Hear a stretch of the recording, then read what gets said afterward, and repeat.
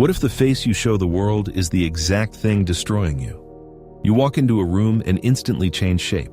You lower your voice, you soften your opinions, you hide your exhaustion, you perform a carefully edited version of yourself. You think this brings you closer to the faces around you. You think this prevents conflict. But late at night you feel a hollow aching in your chest, a deep and unnamed fatigue. You are not tired from physical labor. You are tired from the relentless performance of existing in other minds. You spend your days managing how you are perceived. You calculate every word before it leaves your mouth. You analyze every text message before you press send. You replay conversations for hours in the dark. You search for tiny mistakes in your own behavior. You wonder if you spoke too loudly. You wonder if you seemed too arrogant. You wonder if you finally pushed someone away. You do all of this because you believe understanding is something you can earn. You believe that if you just explain yourself clearly enough, the audience will finally see your truth. But you are fighting a phantom. Arthur Schopenhauer saw this tragedy clearly in his 1851 work, Parerga and Paralipomena. He observed a fatal miscalculation you make about your own happiness. He wrote that you place your deepest self-worth inside the thoughts of others. But he warned that the minds of other individuals are wretched and miserable places to store your identity. Schopenhauer explained that every individual is driven by a blind and selfish force, a hunger that colors everything they look at. Because of this hunger, they can never see you as a complete human being. They only see what you can do for them. They only see how your existence affects their comfort. When you depend on their approval, you hand your reality over to a blind and restless machine. You assume the individuals watching you are neutral observers. You assume they are weighing your actions fairly. They are not.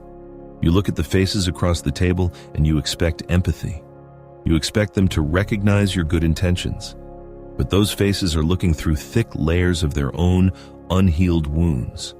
They are looking through their own envy. They are looking through their own hidden shame.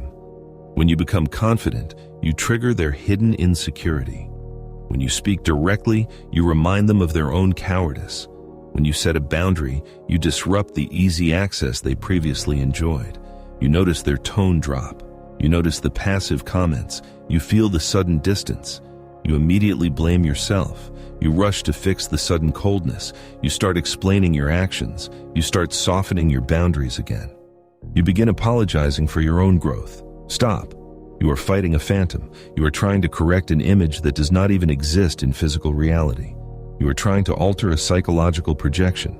The version of you they are mad at is not you. It is a character they constructed to keep their own internal world stable. You cannot argue with this character. You cannot debate an illusion.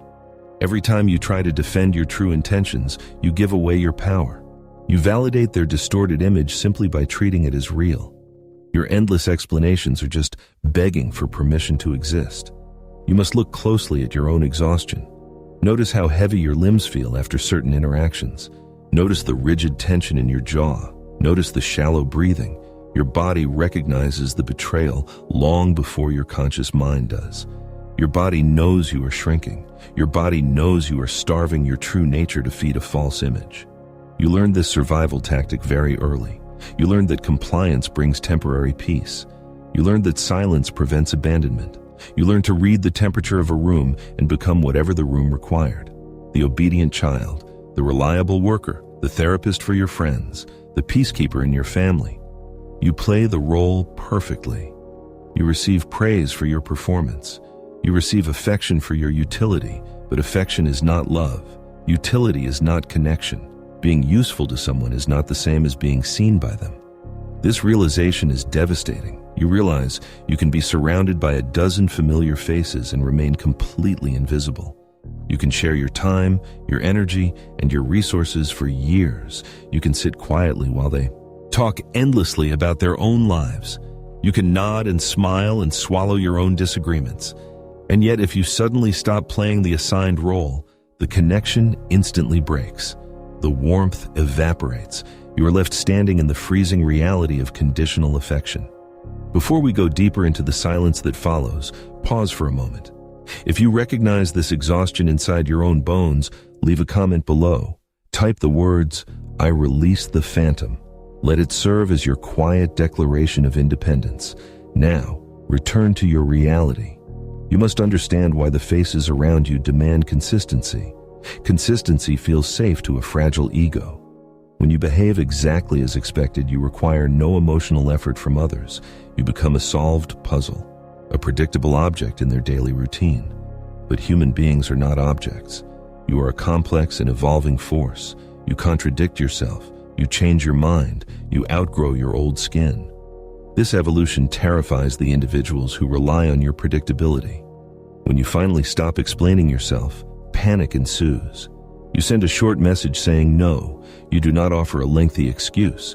You do not attach 3 paragraphs of apology. You simply decline the invitation. You simply refuse the demand. The silence that follows your refusal is deafening. You feel the immediate urge to fill that silence with justification. You feel the burning anxiety of being perceived as cold. You imagine them sitting in their homes, deciding you are selfish. You imagine them telling others how difficult you have become. Let them. You are fighting a phantom. Their judgment has no physical weight. Their opinion cannot stop your heart from beating. Their misunderstanding cannot drain the air from your lungs.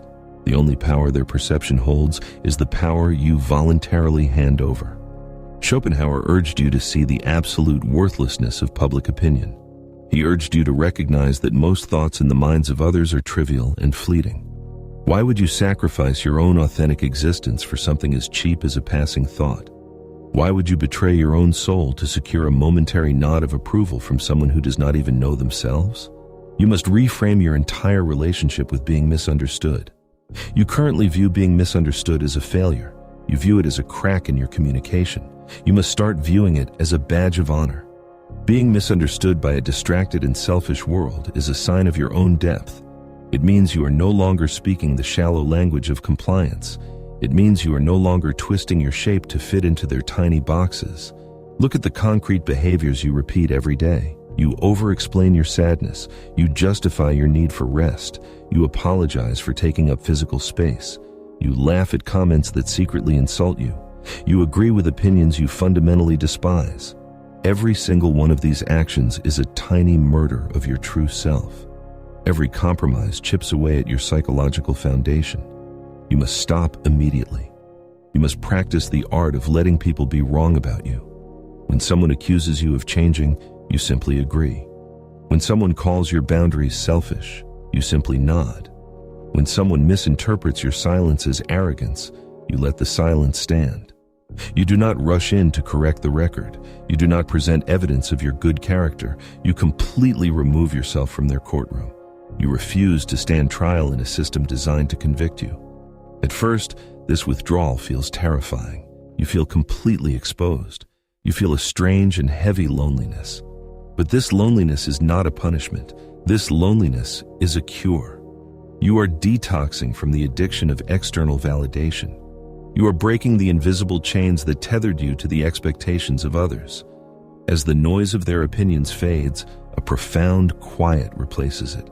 You finally hear your own thoughts. You finally feel your own pure desires.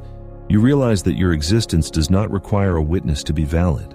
A tree growing in the deepest part of the forest does not need a lumberjack to confirm it is alive. It simply grows. It reaches toward the sun. It pulls water from the dark earth. It exists entirely for its own sake. You must become like that tree. You must anchor yourself in your own internal reality. When you wake up in the morning, you do not check the faces of others to see if you are allowed to be happy. You do not scan your messages to measure your daily worth. You sit in the stillness of your own room. You feel the breath moving through your own chest. You recognize that your reality is the only reality you will ever truly possess.